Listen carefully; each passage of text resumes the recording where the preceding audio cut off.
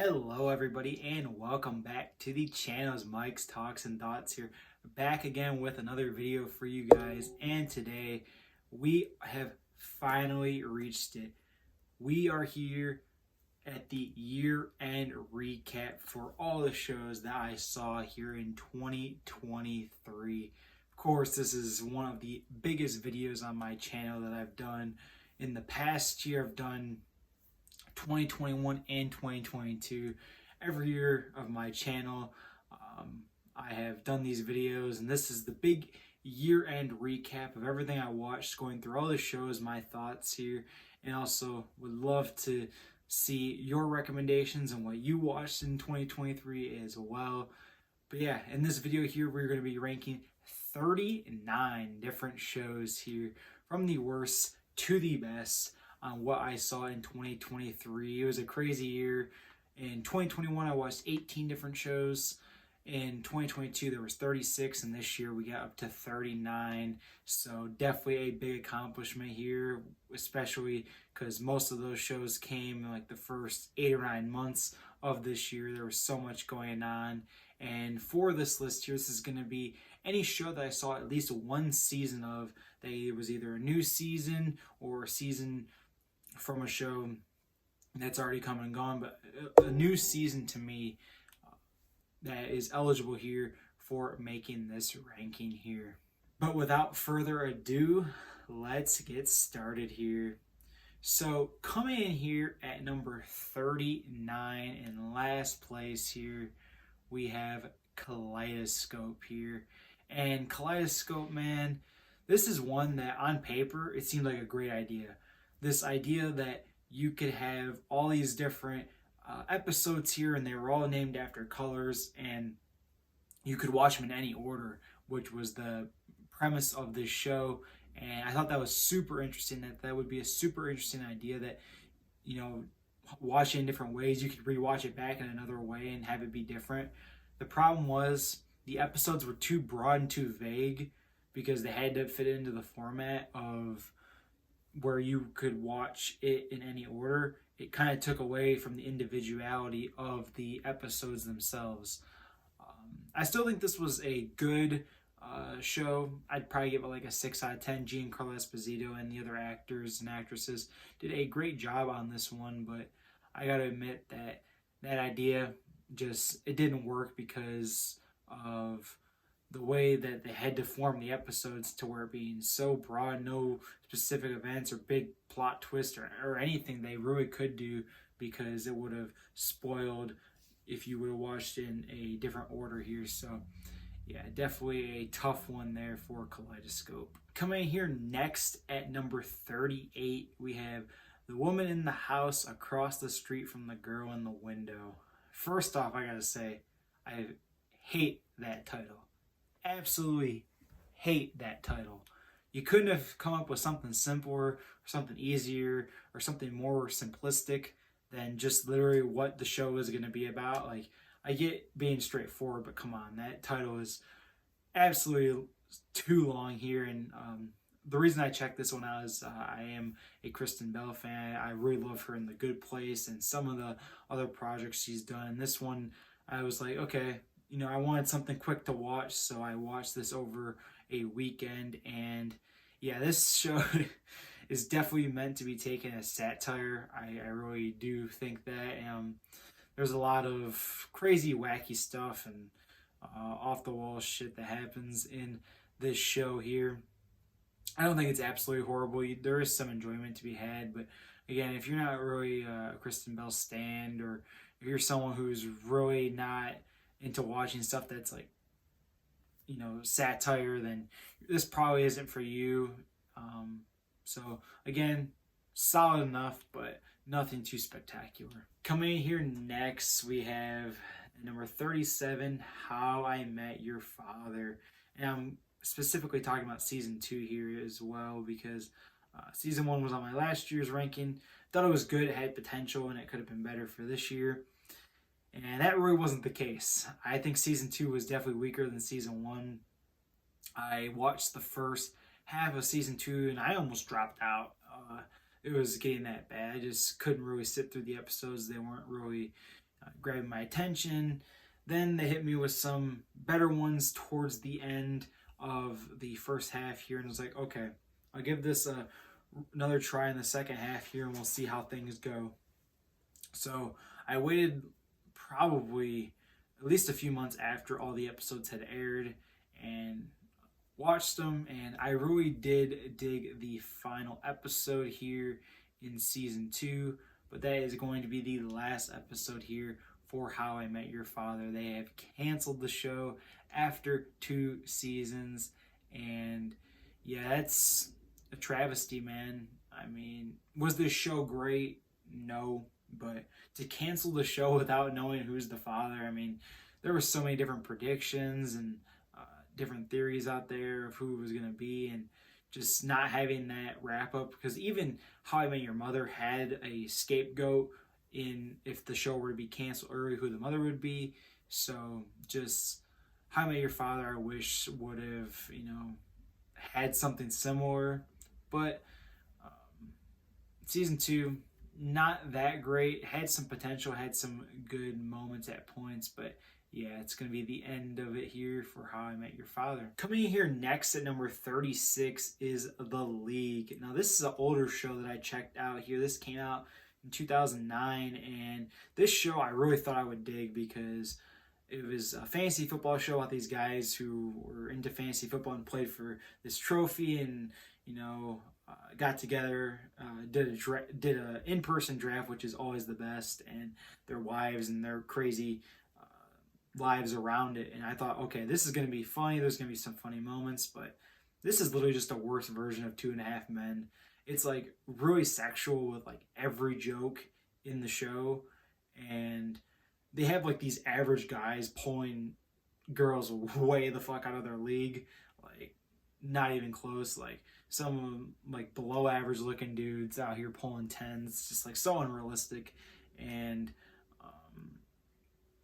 like I said, just really into the sexual humor. If you really like sexual humor and you like football, I think this might be for you. I thought I would like it more. It just wasn't really for me. But yeah, again, if you like Two and a Half Men humor, you really like the sexual humor, really leans into that, really like that feeling good fantasy football type feeling, you'll dig this show. But I only watched the first season. Coming in next at number 35, we have That 90s Show here.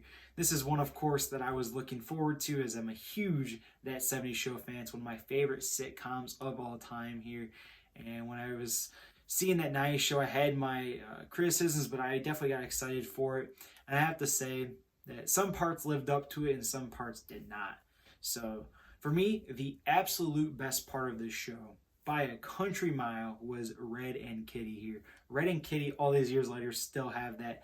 They just had that spark about them, man. Whenever Kurtwood Smith and Deborah Jo Rupp work together, they just make magic on screen. They had some great funny scenes, and they still have, like I said, really great on-screen chemistry here. But the kids just don't really work here, sadly. It's Eric and Donna's daughter, and she comes to Point Place for the summer, and Kelso and Jackie's son, Jay's another one of the main characters. And they have these other characters as well that come in, and, they're very stereotype, I would say, for 90s. But some of them, they have their good moments, and others, they're just like, it's total cringe. So I definitely feel like this show has potential to be good if these actors and actresses can, really develop their characters more. Just really tough connecting with the new characters here. They don't have the same charisma as the original cast here, and they definitely seem just a little bit too young. Like, I think they mentioned that she's 15 at the start of the show. Really think they should have bumped it up maybe to 16 or 17, a little bit more mature. Because even in that 70s show, the people seem way more mature. But I guess they say that about every single show or every single generation, I should say, relating to this show, that the older generation, always looks older. So I guess you can say that, but just wish these characters would have a little bit more chemistry with each other, and that they can do better here moving forward. Coming here next at number 34, we have Over the Garden Wall here. I know this is one of the most proclaimed and loved Cartoon Network shows. It was on for one season. You can watch it all. It's like 100 minutes long. It's 10-minute episodes.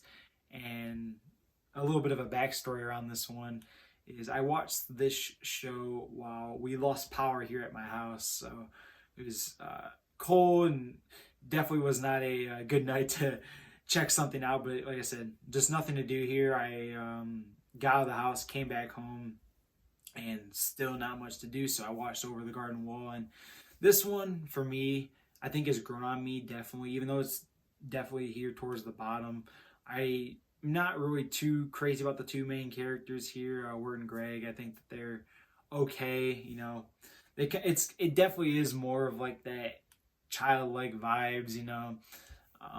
But again, if you like good storytelling, there's a really great antagonist, I think, in this series as well. And the last episode, especially the last 2 episodes of Over the Garden Wall, is actually really good. I really dig those episodes. Maybe I'll give this one another try sometime in the future, but for me, falls here at number 34. Coming here next at number 33, we have another old school show, and My Name is Earl. This is another one, man, that I wish would have been a little bit better. Definitely one that was a little bit more disappointing to me, as I've heard so many good things, especially from other TikTokers and YouTubers, that My Name is Earl is one of the most underrated comedies and one of the most, heartfelt.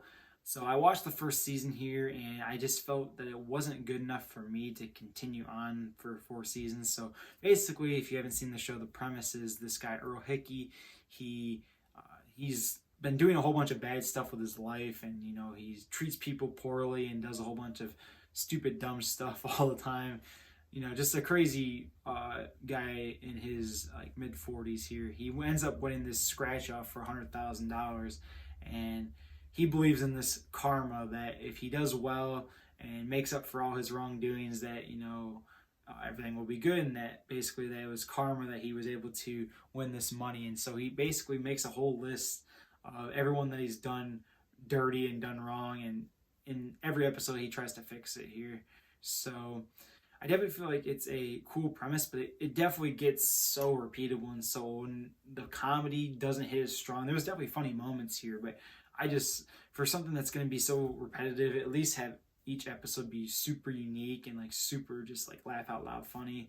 I don't feel like they deliver that here. I wish the characters were a little bit better as well. I do like Earl and his brother here. They are pretty cool, but again, just not really that strong compared to what I had anticipated.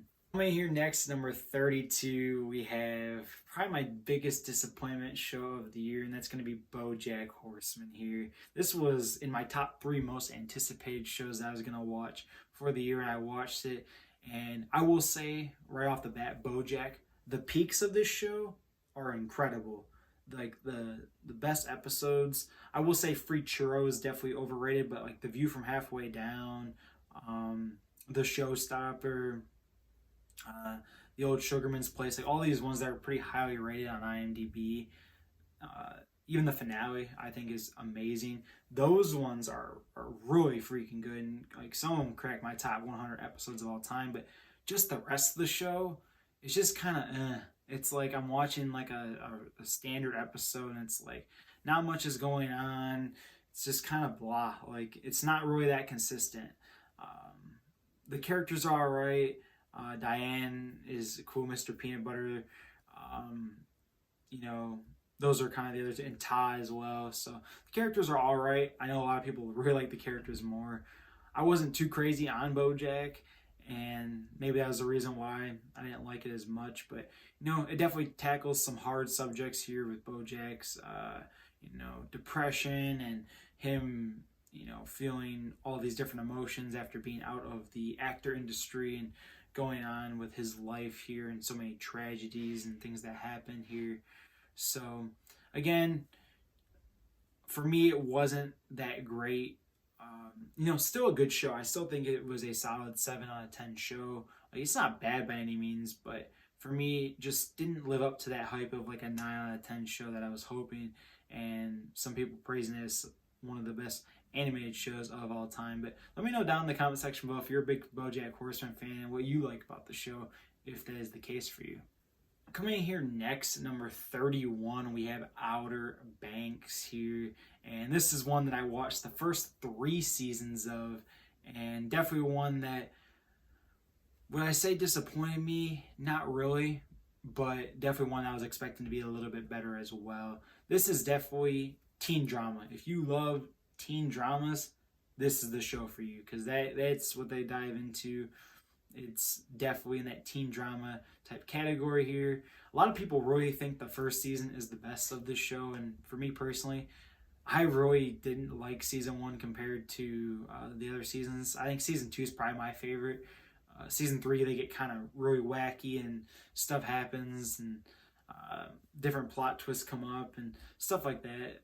Season 1, though, I will say has one of the best episodes in the show here. I can't remember the name of it, but it was definitely one of the better ones here towards the end of the first season. And the first season for me, I didn't really dig the writing. There was a lot of different writing mistakes that just didn't make sense to me, or like plot holes that happen that, like I said, I'm pretty lenient on plot holes here, but when they really take away from me getting into the story or something that just is really off, definitely turns me off here. So I definitely felt that for Outer Banks in seasons 1 and 3 especially here. And so we'll see how season 4 goes, but for now, Outer Banks 31 here for 2023 shows. Coming in here next, number 30, we have one of the spin-offs here, and that's going to be The Walking Dead Dead City here with Maggie and Negan. And this was the first one that dropped here of the 3 spin-offs of the main series that came. The Rick and Michonne one has not come out yet, and we'll get into Daryl Dixon a little bit later. But Dead City here, just kind of middle of the road, average. This is like the complete opposite of BoJack in my opinion. I think that BoJack, really high peaks, and the rest of the show is not as strong. This one, a little bit more consistent week to week. There wasn't any episode that was like flat out bad or flat out like not good, but just not really that many high peaks in this show. Negan has some great moments. Maggie is all right. I know some people really don't like her in the fan base. I personally like Maggie. I definitely feel like in this show, though, they really didn't do her much justice with her and Herschel, her kid. And the Croat is an all right antagonist, and we'll see what's going to happen here for season 2. But there was definitely some questionable decisions and some things that didn't hit as hard. But for me, I think it was actually a pretty consistent show compared to the. Coming in here next at number 29 is Lights Out. Many of y'all are probably not even going to know about that show, so let me give you guys a little bit of a rundown on Lights Out. So I actually started to watch Lights Out because I was really looking to get into a boxing show. Punch-Out is one of my favorite games of all time, and there's some animes that are pretty popular, but I wanted to watch a show about boxing, and this was the only one I could really find. And this one I think is a little bit underrated, even though it's down here low. There's a lot of great moments here. The main character here, he's in Mindhunter, and he's also in the new movie The Iron Claw, if you guys have checked that out. So yeah, Lights Out basically follows this boxer who he's on the verge of retirement. He's basically retired, and he comes out of retirement to fight like this top champion. And this guy, he basically works with his father and his brother, and he works to get his way back up and get back into the fighting world. Like I said, I'll let you guys check it out for yourself because I don't think anyone here has probably seen that show here. But I will say that I felt a little bit disappointed by the final episode here. Like I said, take that as you will, because a lot of people are going to love the final episode. You just have to see what happens. But definitely one I recommend you checking out. It's not going to take up much of your time. It's only one season. It got canceled. If you're into sports shows, definitely one I recommend. Coming here next, number 28, we We have Mayans MC here, and yeah, season 5 probably the weakest of the show here, and that's basically what I'm ranking it off of, is season 5 of Mayans. Mayans as a show as a whole, I think, is a lot better, but season 5 just had a lot of things that they could have done better, especially in the finale. The finale was up and down. I know I mentioned that there was some good and some bad. I think as the more I'm thinking about it and the more it's gone on, it's kind of gotten worse for me. Just the downfall of the Mayans here in this last season here. Just this show after Kurt Sutter left, the show after season 2 just not hit the same. In my opinion, each season of the show got worse and worse. And sadly, it did not end on the, like I said, the greatest note, but I still have a good fun time with it. I still think there was cool moments and cool characters as well for season 5 here, and definitely one that maybe down the line I'll give it a rewatch and we'll see. Definitely prefer its predecessor show, Sons of Anarchy, by a lot, but Mayans as well is a solid little show.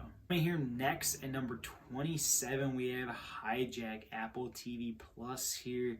And Hijack, man, definitely one that was better than I thought it would be. It wasn't absolutely amazing, but definitely one that I thought was going to hinder a lot.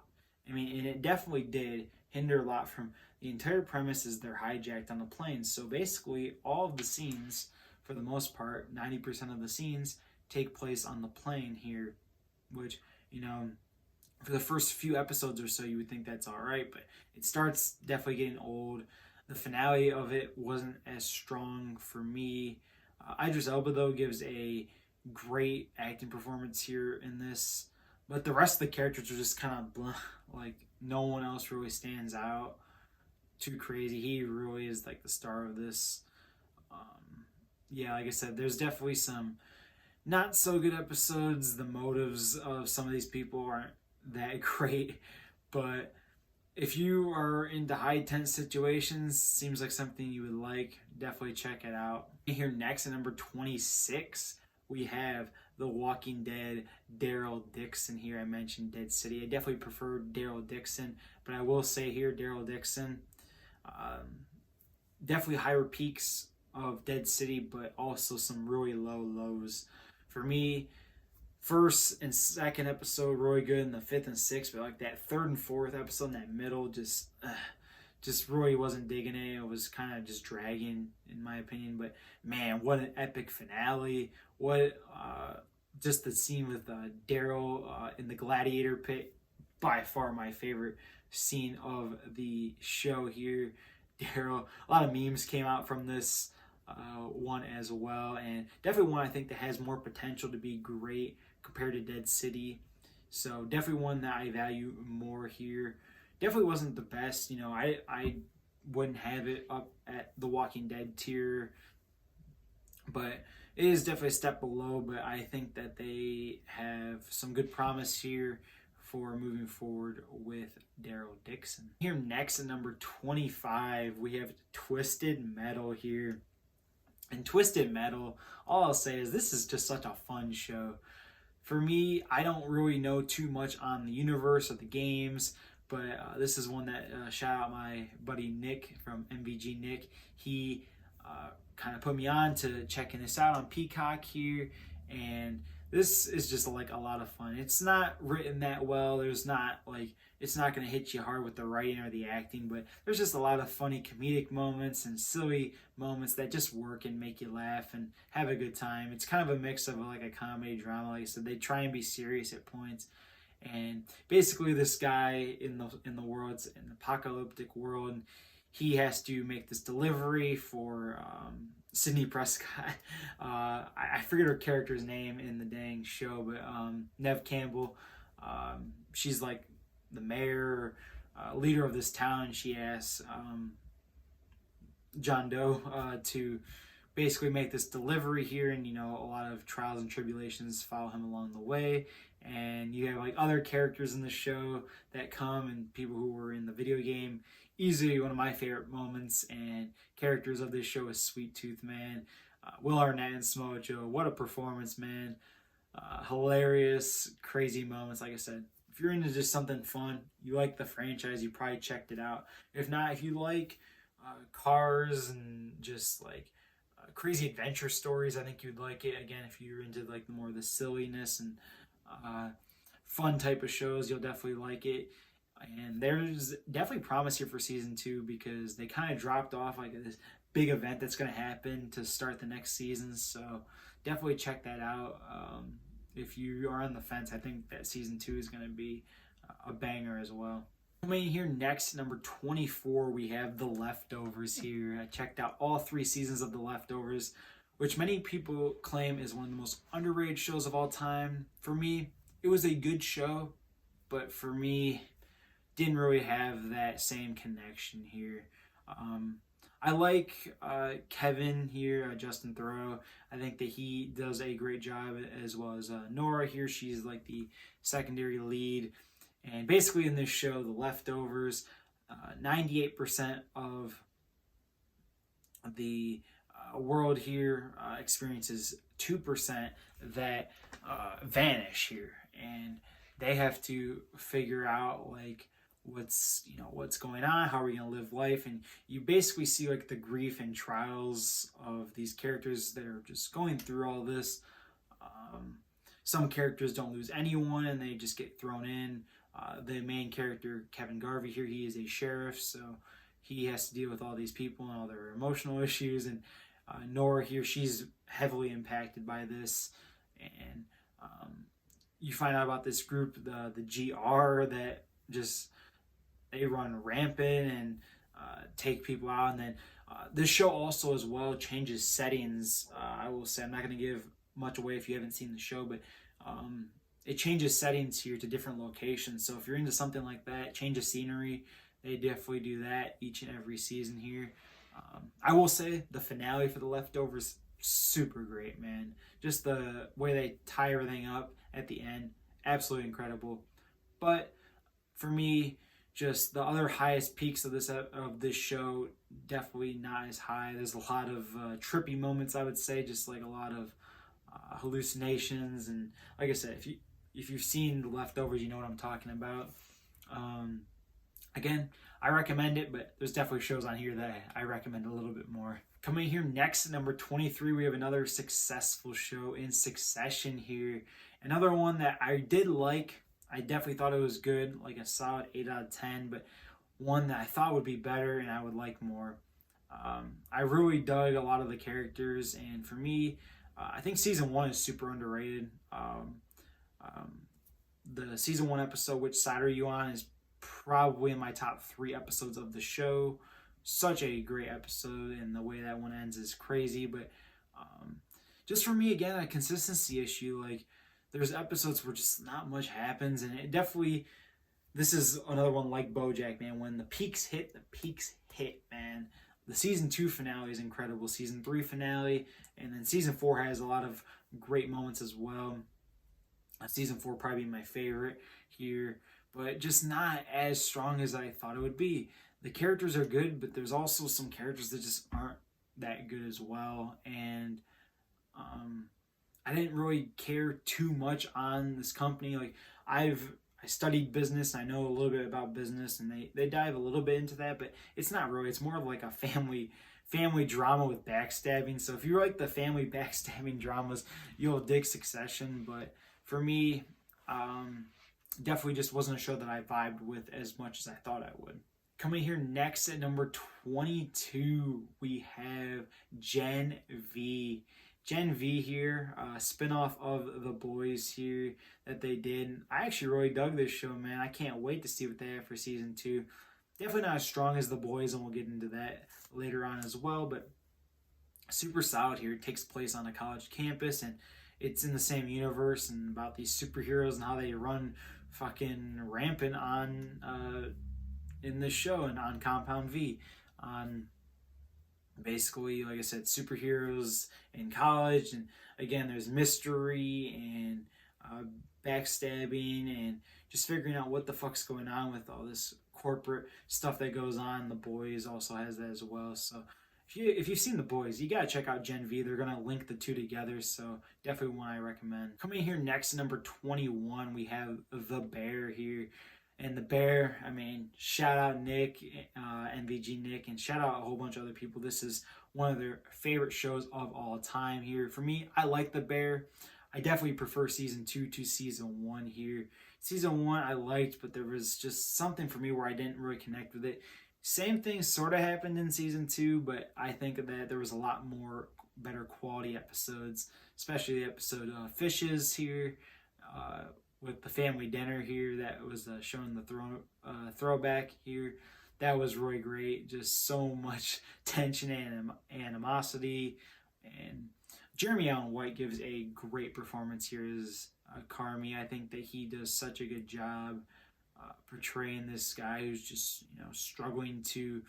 They try to open up this restaurant, have this grand opening. It's really cool.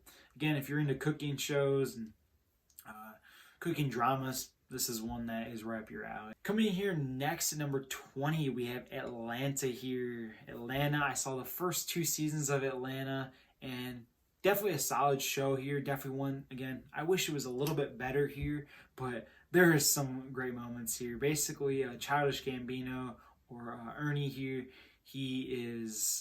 Ernie's his character name, but Childish Gambino, of course, Donald Glover, the actor here. This is his show, and he's basically a manager here for this up-and-coming rapper, Paperboy, which is, I forget, I think it's like his cousin or someone who's kind of related to him family-wise. And basically their journey is starting in the music industry. But it's not always just about like music and trying to get the record deals. There's also other stuff like family stuff that goes on between the two of them. And definitely a whole bunch of different throwbacks, episodes, and kind of one-off episodes that happen. One of them where they just go into a club and have a whole thing. And one of the episodes that I will recommend here, a lot of people are going to say Teddy Perkins from season 2. I've heard that if you like the Twilight Zone, that's like a really good episode, but for me, I didn't really like it. I thought it was just kind of a little bit too weird and creepy. For me, is Barbershop, man. If y'all, like, even if you don't even check out the rest of Atlanta, watch that episode Barbershop, man. That is one of the funniest episodes, man. Just, if you know, like, definitely check out Barbershop from Atlanta, man.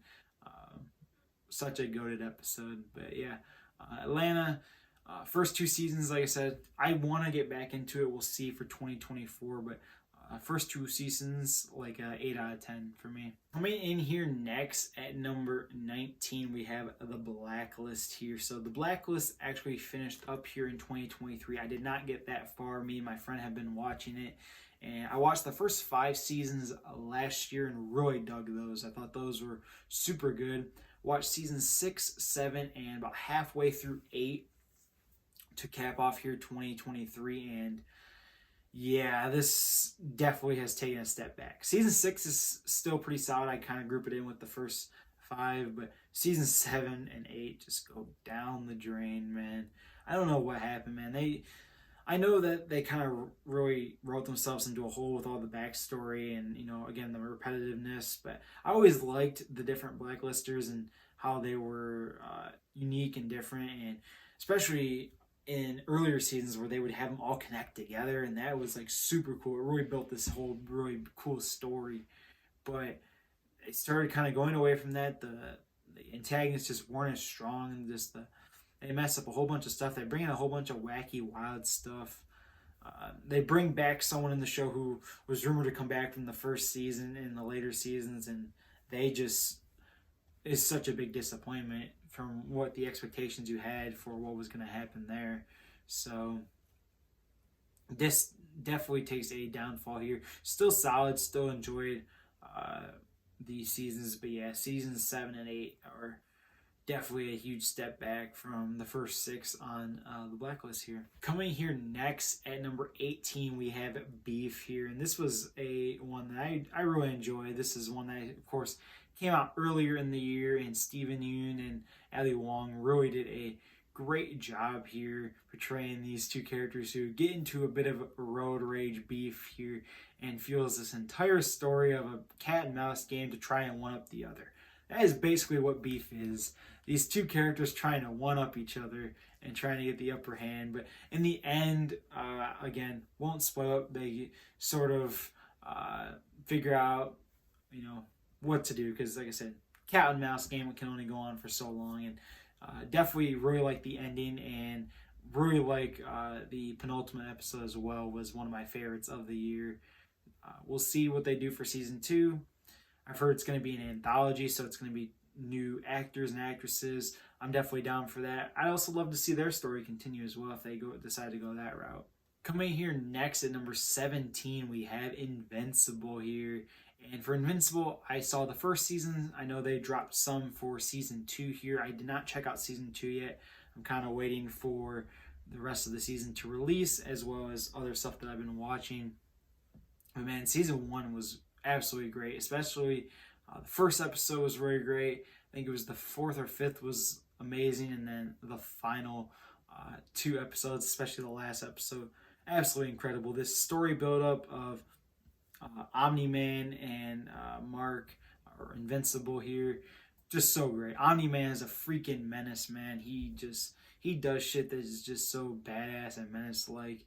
And this is one that if you like superheroes, if you like dramas, if you like just crazy storytelling as well, this has a story you can follow. Definitely recommend Invincible. Coming here next at number 16 here, we have Bloodhounds, man. So this is one that is foreign. It's in another language here. But man, this is such a cool show, and definitely one that I recommend you guys checking out here. Season 1 here was great. It dropped this year, and this is another one that I saw was sort of in like the fighting genre, and they have elements of that. And basically what happens is these 2 boxers here, they end up becoming really good friends. And at first it starts off as a rivalry, and they become really good friends, and them and this other man who is with them try and take down this corrupt, evil guy who's trying to take over the city in politics and greed and power. Is basically that story. So if you like a really good, clear-cut hero and villain story, this is the perfect one for you. A lot of great action scenes as well. Like I said, the fighting is at the forefront here. We'll have to see how they move into season 2, because there's definitely some things they left open at the end of season 1 here. But this is just, like I said, a really cool, badass show with a lot of great fighting scenes. And again, if you like that clear-cut hero villain type setup, this is definitely one for you. Coming here next at number 15, we have Beavis and Butthead. Of course, this is Mike Judge's Beavis and Butthead. And man, this show, just always something with this show, man. This show, this is not one that you're going to, follow a story. It's just, of course, if you love classic Beavis and Butthead, please check this out. I think it's actually a pretty cool reboot. They do a lot of crazy, funny episodes, and this is one that if I just want to have a good laugh for the week, something to put on, this is one of my go-tos, man. They have so many great, funny moments. They're quick 11-minute episodes. Again, not much else to say. It's Beavis and Butthead. I think a lot of people know about this, and follows basically that same format from what they did in the 90s. Coming in here next, number 14, we have Futurama here. Futurama, this is one that I saw seasons 7 through 11 here. So 7 through 10 they did, and I really dug season 7. Season 8 was alright. Season 9 started going downhill. Season 10, the last 4 episodes of season 10, incredible. 10 out of 10. And then they brought it back, which I didn't want them to bring it back because they ended it so well, and that last stretch of episodes was so great. And from seeing season 11, yeah, they definitely shouldn't have brought it back. I mean, I don't hate it as much as other people. My one friend, he watched the first episode and hated it. I actually really enjoyed the first episode of the Impossible Stream of the Futurama reboot. But yeah, just something about it, man. They left it off so good. You didn't need to touch it. they try and implement a lot of new technology and different things that came about, because ended in 2013. Now they're coming back in 2023. It's been canceled and rebooted a whole bunch of times, but they added a whole bunch of newer stuff for the new generation, which is cool. But yeah, just the episodes and the story of the episodes just didn't hit as hard. Coming here next at number 13, we have The Boys here. We talked about The Boys a little bit with Gen V, and I watched the first 3 seasons of The Boys in 2023, and I really like this show. A lot of my friends are a lot higher on it. They have it in their top 10s of all time. For me, it's sort of like in that 25 to 35 range all time for me. I really dig this show, though. Homelander is incredible. Billy Butcher's awesome. Soldier Boy is awesome. Starlight's cool. Don't really like Huey. I mean, just never been a big Huey guy. Frenchie, he's underrated as well. Just, again, if you like corrupt superheroes, this is the show for you. But again, they try and do some good and evil, but a lot of those people toe the line here.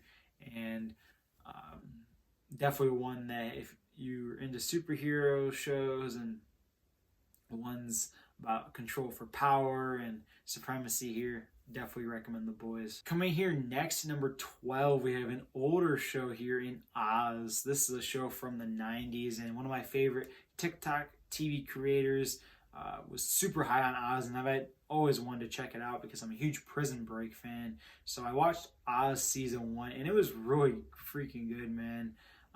You can definitely tell it's a show from the 90s. Like, it's still very grainy, and like even just watching it on higher definition, it still feels like a 90s type show here. It's about this guy. He gets caught on a manslaughter charge and he gets sent to prison, but there's also other characters as well in the prison that are unique and different in their own way, and they all have kind of their own thing. And the first and last episode are absolutely incredible. The middle episodes are good, but just don't really hit the same. The first episode ends off in a crazy turn of events that you just have to see for yourself. And then the last episode as well is just absolutely chaotic, crazy, so much going on, and definitely one that a lot of people hail as the best in the series. I definitely got to check out the rest of this show, but season 1 was absolutely incredible. Coming here next at number 11, we have Ozark here. Loved Ozark. Watched all 4 seasons of Ozark, and the finale wasn't that great, but the rest of the show was awesome. The pilot episode was amazing. All the seasons, I think, are really great. There's a couple characters, though, that, I mean, you watch it, they completely get on your nerves. Sort of like a Skylar and Marie vibe from some characters, but interesting antagonists. Jason Bateman gives one of the most crazy performances that he's ever done. Definitely see him in a little bit of a different light here as Marty in Ozark, and Ruth as well. One of my favorite characters, man. I love Ruth. She is an awesome side character. There's a lot of cool side characters, and about this guy who has to go on the run from the cartel and launder the cartel's money. Marty here, and ends up in this town in the Ozarks here, and just the turn of events that happen. There's another set of antagonists. So Marty already has to deal with the cartel, and then there's this other group of people that he has to deal with as well while he's down there, and just trying to balance it all out and balance his family life out. Makes for great TV. Alrighty, here we are moving into the top 10, and here at number 10 we have Mad Men. Classic Mad Men here. Watched the first 4 seasons here and really dig this show. Season 1, super good. Season 2 drops off. Season 3, incredible. The season 3 finale is absolutely incredible. And season 4 as well. Probably my favorite so far of the seasons. The Suitcase, very infamous episode from Mad Men, and wow, what an episode. That one's so emotional and so much going on. And for me, this is one, if you are really into character-driven stories, Mad Men will be perfect for you. It's not really one that relies on its story or its plot to move it forward. The characters make this one, and Don Draper here, you have characters like Roger Sterling, Pete Campbell, Betty Draper, Don's wife, and a few others. Peggy, of course. Just they make this show, man. Just the journeys and the things that they go through. It's absolutely insane, and you really start to feel for them. And some of them you have empathy for, and some of them you don't. Just kind of how it goes. But there's a lot of great ad pitches and marketing and stuff like that as well. Definitely prefer how they do business in Mad Men compared to something like a Succession. But yeah, Mad Men definitely one that characters shine high. Coming here next at number 9, we have Ted Lasso here. Probably my all-time favorite feel-good show, or at least up in the top 3 here. Love this show. Jason Sudeikis as Ted Lasso. Probably my favorite performance he's ever had. And season 1 Ted Lasso, man, so great. I know a lot of people love seasons 2 and 3. For me, season 1 I think might be my favorite. Just Ted Lasso as a character. He's so funny and he's so uplifting. Like, he is the embodiment of who I want to be. If I had to take a TV character and how I'd want to have them translate to my life, I'd love to be Ted Lasso. Someone who's funny, charismatic, just is always in a good mood, always lifting people up. Perfect person to be around, and that's exactly what Ted Lasso is. And it's such a feel-good show with this team and the bonding that they have, these characters on the team. So great, the development that they have. It's incredible. Great story, great characters, heartwarming, great finale in my opinion. So much great to say about Ted Lasso. Coming here next at number 8, we have It's Always Sunny in Philadelphia. And for me, I watched the first 13 seasons. Yes, 13 seasons of It's Always Sunny this year. And this is one that I have really gravitated towards. Some people really like it, some people really don't. I have friends on both sides of that spectrum. For me, I personally really do love this. If you just watch like the first season, even the first couple seasons, it's not as strong. It's really not, especially the first season.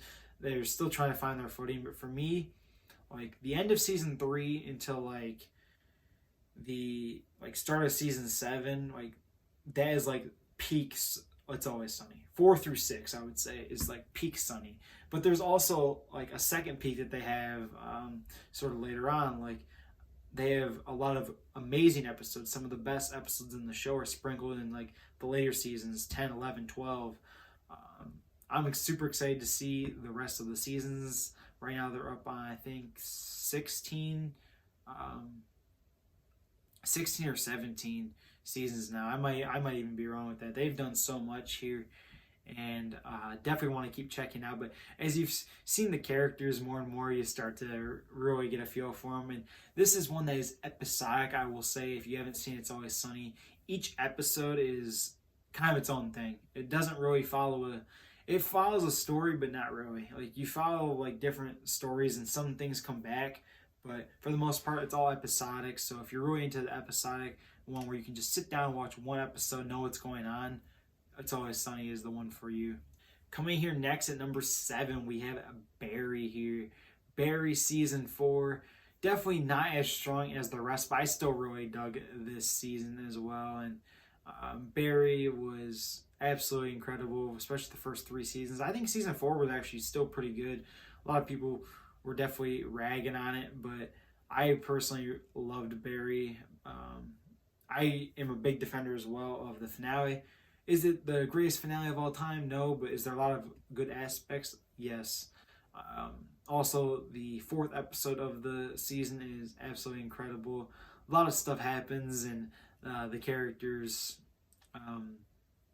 really take a spotlight here. There's definitely stuff that goes away from what they kind of leaned on in the earlier seasons, and new stuff they bring in, and a lot to sort of reminisce about for Barry this year. And coming in here at number 6, we have Boardwalk Empire here. And this is one that was the last show that I checked out for the year. And I only saw the first 2 seasons plus the first episode of season 3. And man, this show has potential. I only have a few 10 out of 10s, which we'll be getting into here, of course. But Boardwalk Empire for me is a 9 out of 10, but I think it has potential to be a 10 out of 10 show. This one, Nucky, James, Darmody, man, Richard Harrow, so great. This story here, and I love season 1. I know a lot of people prefer season 2 here. I think they're basically equal on quality level here. Basically, this takes place in the 1920s when Prohibition is taking in effect, and it's basically a bunch of politicians turned gangsters, which is pretty badass if you ask me. There's a lot of characters as well that are actually real life people that were in this, like Al Capone. They talk about the real life Al Capone. They talk about Lucky Luciano, who of course is known for like starting the mob and having ties with that. Arnold Rothstein, who, man, if you've seen Boardwalk Empire, man, Arnold Rothstein, bro, most underrated character in that show, bro. He is a menace. Dude's an absolute menace. But man, so is Nucky, man. Nucky Thompson is a menace. Jimmy Darmody is. Richard Harrow, man, what an entrance he has in this show. Just so many great characters, but it's also plot driven. There's, like I said, the whole dilemma of politics and gangsters and just control over power. Again, if you're into something like that, you'll dig a Boardwalk Empire here. And finally here, we are here into the top 5, and all 5 of these shows are going to be 10 out of 10s. I only have 14 different shows I've seen over the course of hundreds of different shows that I've checked out over my lifetime that have received a 10 out of 10 rating, and these 5 here are just so special. So without further ado, let's get into these top 5 here. Coming in here at number 5, we have The Last of Us. What a incredible season from season 1 here, man. I knew about the Last of Us game. I was not someone who played The Last of Us, but I knew about some of the lore and just the popularity that this game had. And man, they did such a great job of recreating. The pilot episode's incredible. The 3rd episode, Long Time, incredible. The 5th episode, Endure and Survive. The finale, so many bangers, man. So many 10 out of 10s. So many different things that they just did so well, and I can't wait to see what they have for season 2. Such a great story, post-apocalyptic type show if you're into that, but it's much more than that in my opinion. They do so much with the characters, and if you've played The Last of Us at all, you gotta check out the show. Coming here next at number 4, we have True Detective season 1 here. So checked out True Detective season 1, and this is one that I had high hopes for. It was in my top 3, but I also have some friends here who aren't as big on it. But man, I gotta say, True Detective is freaking incredible. Matthew McConaughey and Woody Harrelson give some of my favorite performances, man. Russ and Marty here, their dynamic, incredible. Just the story of them working on these cases and how they are as characters, so great. The monologues, the dialogue, the action scenes, the payoff, incredible. I can't say enough. I will say that the pilot, while some people really dig it, I definitely felt like it took a little bit more for me to get into. But once you hit episode 4, I mean, there's no turning back. Episode 4, incredible. 5 is incredible. And just the rest of the series from then on out is incredible. It is an anthology, so I did not check out the other seasons. They're coming out with a season 4 here soon, they've rumored, so we'll see how that goes. But from just anthology standpoint in this first season, it was incredible. Coming here at number 3, we have Mr. Robot here. Mr. Robot, and I didn't think there was going to be a show that was going to top Mr. Robot this year, but there was 2 here that we will get into. But Mr. Robot, this is one that I watched. This was the first show that I watched in 2023. I was so happy to check this one out. I binged through it so quickly, man, and incredible. One of my favorite stories of all time. So much going on. Elliot is awesome. the side characters like Mr. Robot and Darlene are incredible as well. And there's so many crazy plot twists, especially in like the first season.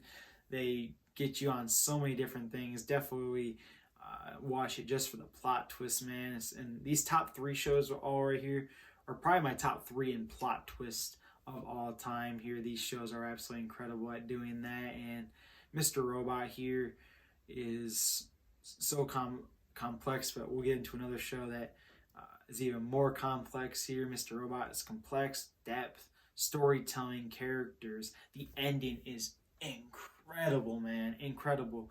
But I would say, yeah, the plot twists and the storytelling and the ending here, just the strongest suits for Mr. Robot. It has one of my favorite pilot conclusion or pilot ending combos of all time, and definitely worthy here of a 10 out of 10. Coming in here next at number 2, we got 2 shows, ones that I've definitely talked about a lot on my channel here these last few months in different videos. But number 2 here, we're going to be going with Lost. Lost, man, one of my favorite shows of all time here. Lost is absolutely incredible. I got the Lost Encyclopedia here. Been reading through that. So many videos. I got one of my best friends to hop on Lost. He's seen up and through season 4 at this point, and the characters, probably my favorite set of characters of all time. Either Lost or Game of Thrones has that honor. Same with Breaking Bad, Better Call Saul. They have probably the strongest like top 5. But like as an ensemble cast, Lost and Game of Thrones. Lost, incredible. These characters, man, just the way they connect, the plot twist, the story, the mystery, the ending. Yes, the ending of Lost is fucking incredible. Anyone who says otherwise, I don't know what you're talking about, man. Like, so emotional. Lost, pilot and ending, probably in the top 3 if you combine both of those. Like, the pilot and the ending combo, incredible. Season 3, Season 4, Season 1, all 10 out of 10 seasons for me, man. Season 1 is one of the greatest TV seasons ever made. So many different characters and dynamics and heart, friendship, loyalty, just so much going on. Comedy, it's one of the funniest shows, man. They have some funny characters, man. The characters make this show, but it's also just the storytelling and the intrigue of the island. So much that you find out. I love shows that just go so much in depth with a great story, a great set of characters, and something that you can really get hooked into. And Lost is such a great binge-worthy show. But coming in here at number 1, my number 1 favorite show of 2023, and currently at the time of recording this, my number 2 show of all time is going to be Dark here. Dark on Netflix, 2017 to 2020 release here, 3 seasons. It is in German. That is the only downfall. If this was in English, this may even be my favorite show of all time. But even without it, man, this is a show. If there was any show, of course, it's number 1 on my list. But please watch Dark, man. This show is so underrated. No one talks about it. All the hardcore fans like me know about it and are definitely recommending it. But, man, if you haven't seen this show, watch Dark immediately. Basically, like, this show is so complex, I can't even describe the story, but I'll do my best here. So basically the premise of this story is in this town, this boy goes missing, and the main character, Jonas here, is basically trying to recreate events and recreate things to try and help find him. And one of the other main characters here, Ulrich, it's the kid has a big connection with him, so he's also trying to get involved in this. It's a connection of a story in different time pieces and time periods. It has time travel, plot twists of these 4 families between the Kahnwalds, the Nielsen's, the Dopplers, and the Tiedemans here. So if you've seen Dark, you know those 4 families. And those four families, just the way that they're all connected in this show. Like I said, so many different characters, past, present, different versions. Like I said, I'm not going to get too involved in it because I don't want to spoil this amazing masterpiece for you guys. But please go watch Dark. Get your subtitles, get your dubbed, however you like watching stuff that's foreign, because I know y'all definitely be fucking with the foreign films, so y'all be fucking with the foreign TV shows as well. So definitely check out Dark. It's the best story I think ever told in TV. And yeah, definitely go give it a watch. And with that, we conclude the recap here for 2023. Let's have a strong 2024, guys. I'm going to try and keep myself held accountable here and watching more shows. I've been getting crazy busy over the last few months. Wasn't able to check out a ton of shows towards the end of this year, but definitely going to be finishing up Boardwalk and some of the other shows I mentioned, as well as checking out new 2024 releases here. But yeah, that's going to do it here, guys. I hope you guys have a great one. Have a good 2024. Take care and peace out.